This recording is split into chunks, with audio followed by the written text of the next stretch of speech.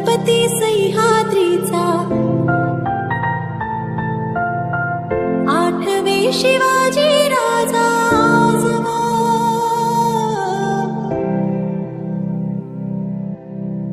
वंदितो तुम्हा शिवराया, राहू दे कृपेची छाया. आठवे शिवाजी राजा आजवा.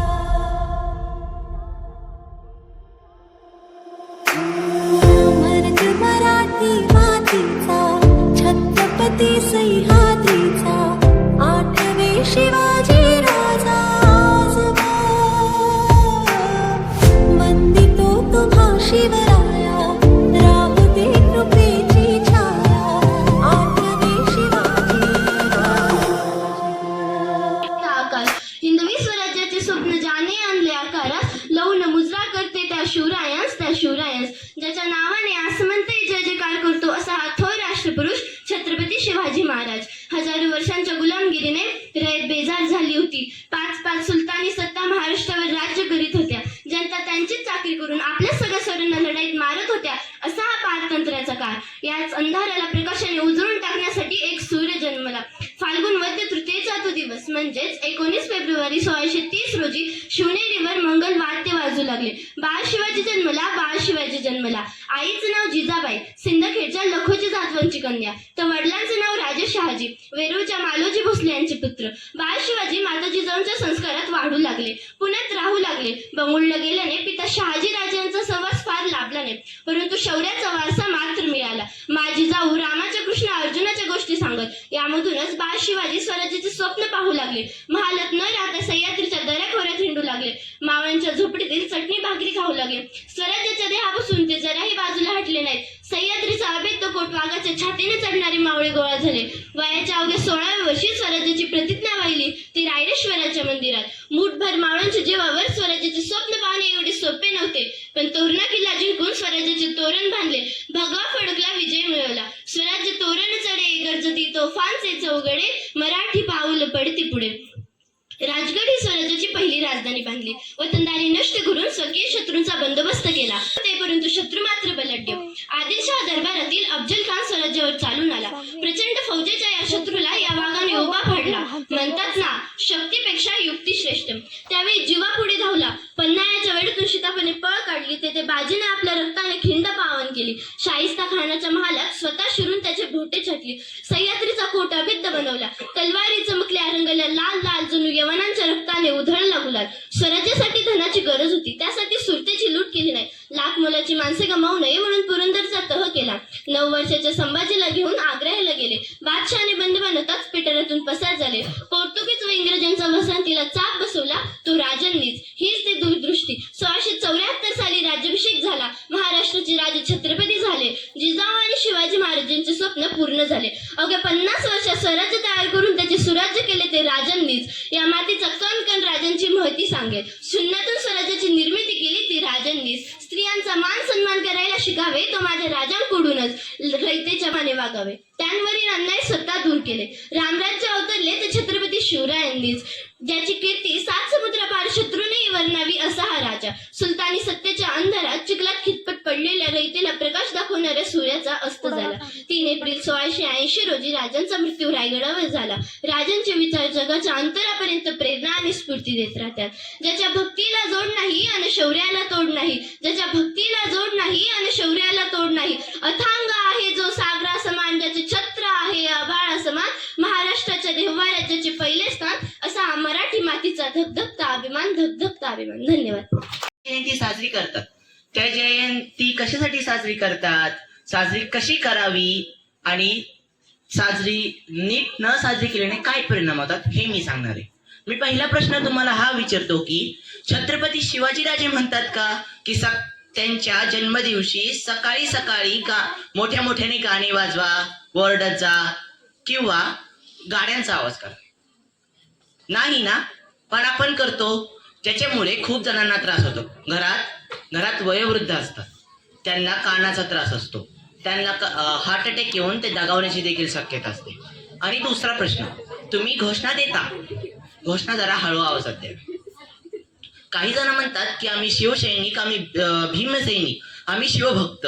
शिवाजीराजे म्हणाले होते का की रात्रीचं 12-1 वाजेपर्यंत डीजे लावा, ध्वनी प्रदूषण करा आणि इकडे तिकडे कचरा करा, म्हणले होते का? नाही. आता तुम्ही कोणतेही एका शिवभक्ताला घ्या आणि त्याला एकच प्रश्न विचारा, छत्रपती शिवाजी महाराजांनी सुरतेची लूट का केली? त्यांना सांगता येईल का? ते नाही येणार. आणि काही भीमभक्त असतात, त्यांना एक हिरा चमकला, भगवाटे या चंदनाचा शिवने दिवा प्रकटला, भगवाटे या चंदनाचा शिवने दिवा प्रकटला.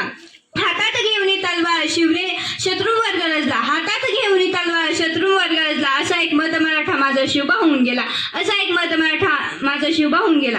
आज आपण या ठिकाणी शिवजयंती साजरी करण्यासाठी जमलो आहोत. पण शिवजयंती साजरी करण्यापूर्वी आपण एक विचार करावा. छत्रपती शिवाजी महाराज आपल्याला कळले का? छत्रपती शिवाजी महाराज करण्यासाठी आपल्याला शिवचरित्राचा अभ्यास करणे खूप गरजेचे आहे. पण छत्रपती शिवाजी महाराज म्हणजे काय हे मी थोडक्यात सांगते. 36 हत्तींचे बळ असणारे, त्रस्त मोगलांना करणारे, परत न फिरणारे, तिन्ही लोकात जाणारे, शिस्तप्रिय, वाणिज्य ते जिजाऊंचे पुत्र, महाराष्ट्राची शान, हार न मानणारे, राजाचे हितचिंतक, जनतेचा राजा म्हणजे छत्रपती शिवाजी महाराज. असे या राजाचा जन्म शिवनेरी किल्ल्यावर 19 फेब्रुवारी 1630 रोजी सायंकाळी 6 वाजता झाला. हा नक्कीच स्वराज्य स्थापनेची संकल्पना स्वराज्य स्थापन करेल असं सर्वांना वाटत होतं. त्यामुळे आज आपल्या शाळेमध्ये जो छोटेखानी कार्यक्रम होतोय, या कार्यक्रमाचे अध्यक्ष जाधव मॅडम, त्याचबरोबर माझे सर्व शिक्षकेतर सहकारी आणि विद्यार्थी मित्रांनो ताट बसलेली. आज आपण शिवजयंतीनिमित्त मनीष जाड्याळ याचं, मी घड्याळ पाहूनच बोलतोय कारण 4 वाजलेले आहेत, मनीष जाड्याळ याचा जो विचार त्यांनी मांडला, त्या विचारावर मी थोडासा विचार केला आणि मलाही पटला की तो विचार किती विचार करण्यासारखा आहे. की खरोखर महाराजांची जी जयंती असेल, पुण्यतिथी असेल, त्यावेळेला जे कर्णकर्कश हॉर्न वाजून महाराजांनी असं पुन्हा लिहिले नव्हते. आणि त्या लढाई करताना त्यांनी एक आरोळी ठोकलेली होती की काळाच्या जबड्यात घालून हात मोजिती दात ही आमची जात मराठ्यांची. अशा छावेला जन्म देणारा सिंह हा प्रचंड शूरवीर होता. छत्रपती शिवाजी महाराजांनी कधी जातपात मानली नाही, कधी त्यांनी कोणाचा आवाज बंद केला. आणि या ठिकाणी 2 शब्द बोलायला सुरुवात करतो. तत्पूर्वी या ठिकाणी या विद्यालयाच्या मुख्याध्यापिका सौ कानपुडे मॅडम, की ज्यांनी या कार्यक्रमाला परवानगी दिलेली आहे, त्याचबरोबर आजच्या ज्याचा आवाज येतोय त्यांनी थोडंसं बोलायला या. सौ जाधव मॅडम, सर्व माझे शिक्षक सहकारी आणि आजच्या कार्यक्रमाचं जे सर्व आयोजन केलं ते आमचे सहकारी वाघमारे सर, आणि त्याचबरोबर हे संयोजन समितीमध्ये असणारे सर्व इयत्ता 8वीचे विद्यार्थी.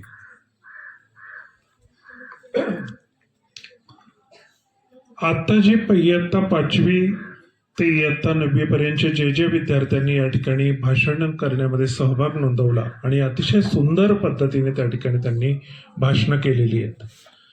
जे ज्ञान कदाचित तुमच्याजवळ नव्हतं, कदाचित आमच्याजवळ सुद्धा नव्हतं काही गोष्टीचं, ते ज्ञान आमच्यापर्यंत त्यांच्या कार्याचं पोचलेलं आपल्याला पाहायला मिळतंय. असे कितीतरी अनुभव आपल्याला छत्रपती शिवाजी महाराजांच्या जीवनामध्ये झालेले पाहायला मिळतात. इतिहासाला जे पुरावे सापडले त्या अनुसार हे अनुभव आपल्या समोर आलेले येतात. पण काही पुरावे इतिहासाला कधीच सापडले नाहीत किंवा नष्ट झाले. अशी शिवाजी महाराजांची कार्य आपल्याला त्या ठिकाणी अनुत्तरित असलेली पाहायला मिळतात. महाराष्ट्र सरकार नगरचा कुतुबशहा होता, गोव्याच्या बाजूने पोर्तुगीज होते, कोकणच्या बाजूने सिद्धी जोहर होता.